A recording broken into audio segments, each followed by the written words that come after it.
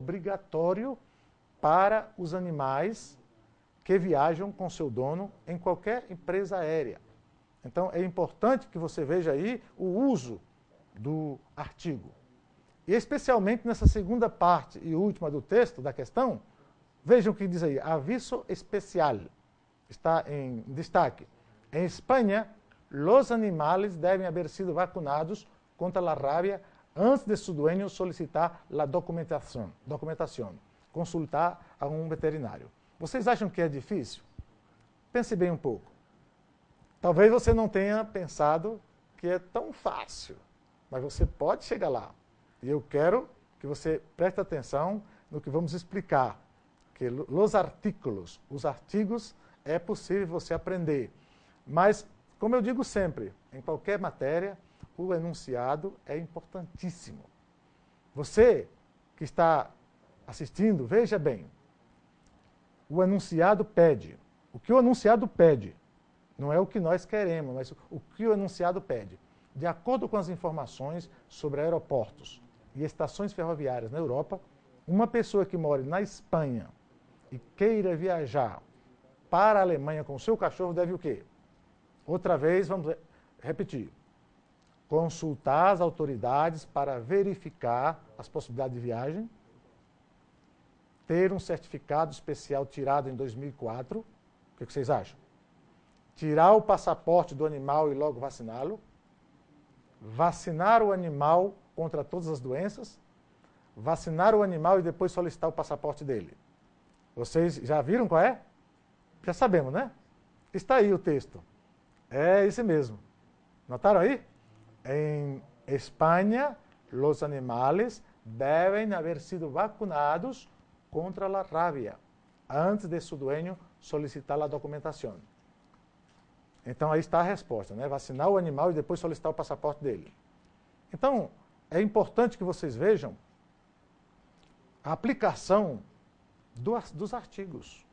Então, eu quero que você construa frases. Você pega o que está escrito, o que você tem na sua cartilha aí, você pega e vai tentando escrever, tentando compreender, ler, sublinhar. Não é? É importante que você tenha um dicionário, consiga um dicionário. Se não consegue de papel, você pode tirar na internet. Lá também tem. Você acessa e você pode colocar a palavra lá e ele vai dar o significado. Tudo isso são formas de ajuda. Tudo isso serve para a construção do conhecimento. O espanhol, como eu disse, está crescendo cada vez mais. Por quê? Porque é uma necessidade. É uma língua universal, podemos dizer assim. É a segunda língua mais falada no mundo.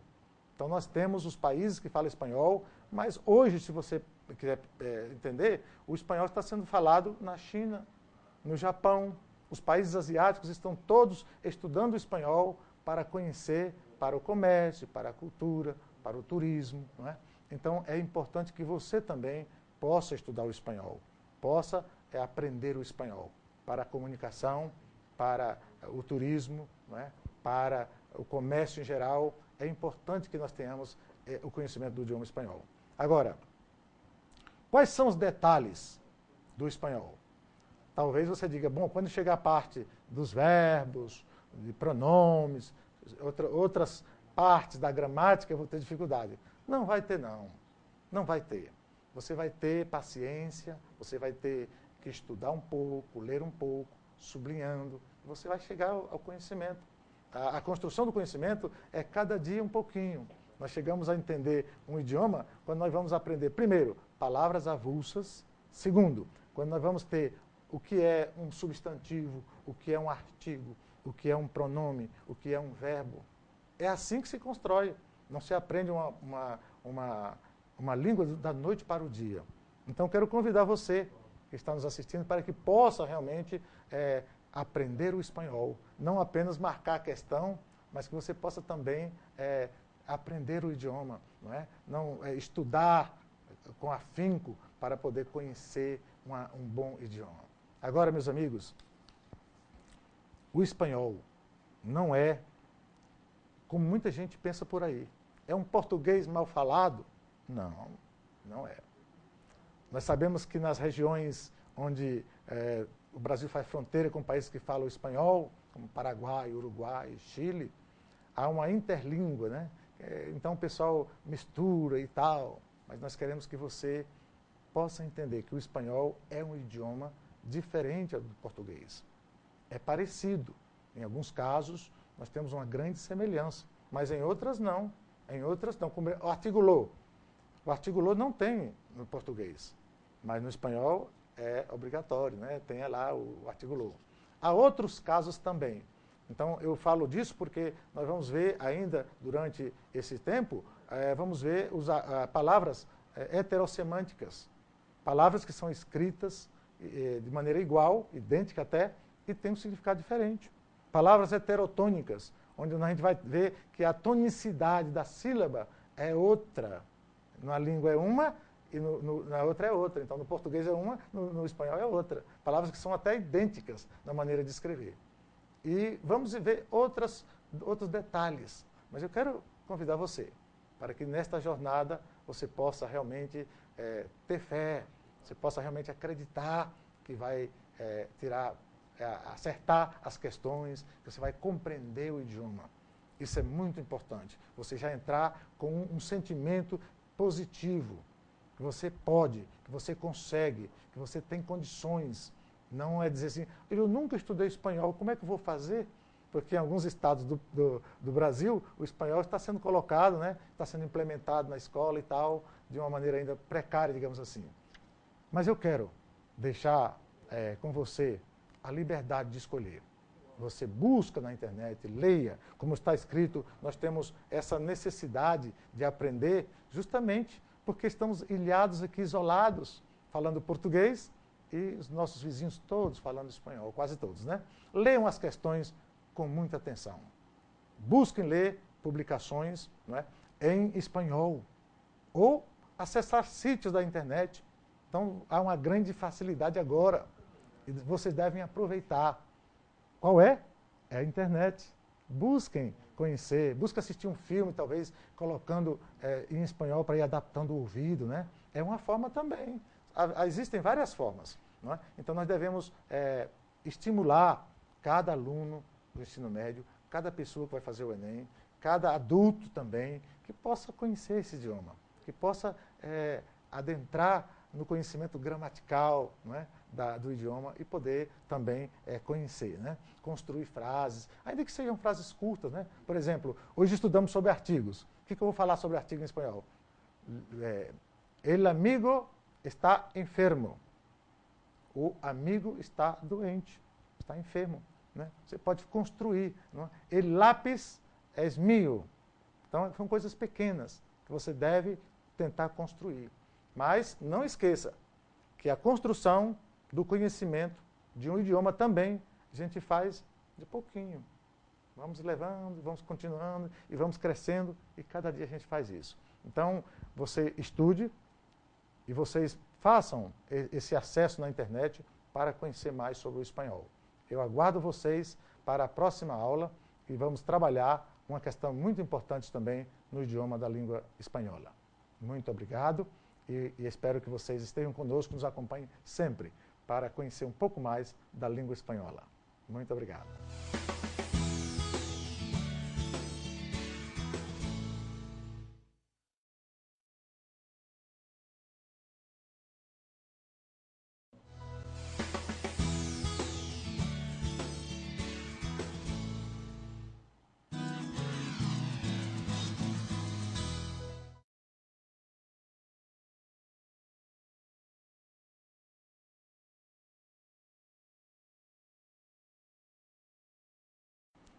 Olá! Hoje, na disciplina Língua Espanhola, ou Espanhol, nós queremos falar um pouco sobre verbos. E quando a gente fala em verbos, em qualquer idioma, as pessoas dizem, verbos, né? Não, não é bem assim.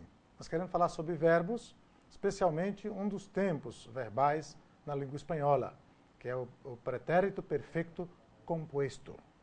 Então vamos falar e explicar direitinho como usar, como construir neste tempo verbal, né, pretérito perfeito composto, e explicar para vocês. Vamos então à primeira parte, que é a questão número 2 do Enem 2010.